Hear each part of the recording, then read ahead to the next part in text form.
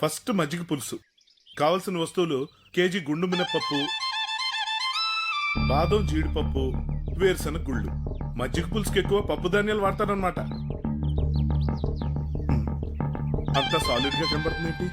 మజ్జిగ పులుసు లిక్విడ్ గా తిన్నట్టు గుర్తే, నీళ్లు కలిపితే పోయే.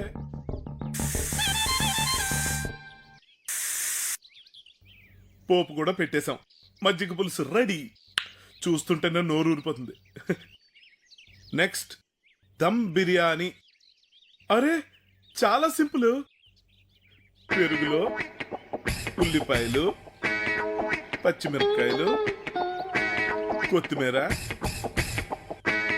కలిపి పసుపేసి కలిపేస్తే దమ్ బిర్యానీ రెడీ. సంజు టైంకి వచ్చావు రా, దమ్ బిర్యానీ టేస్ట్ చేయి. ఏంటిది దమ్ బిర్యానీయా? అదేంటి రుచి చూడకుండా డౌట్ పడుతున్నావు? ఓ కలర్ చూసి కన్ఫ్యూజ్ అయ్యావా? కాదు, రూపం చూసి. అయినా ఈ దమ్ బిర్యానీ ఎక్కడ నేర్చుకున్నారు తమరు? ఇందులో అంత కష్టపడి నేర్చుకోవాల్సినంత ఏమీ లేదు సంజు. అంజిగడ్ రాసి పెట్టిన రెసిపీ ఫాలో అవడం చాలా ఈజీ. ఏంటి, పాక ప్రవీణ అంజన్నయ్య రాసిన రెసిపీయా? హైటెక్ లెవెల్లో అంతా కంప్యూటర్లో నిక్షిప్తం చేసి ఉంచాడు.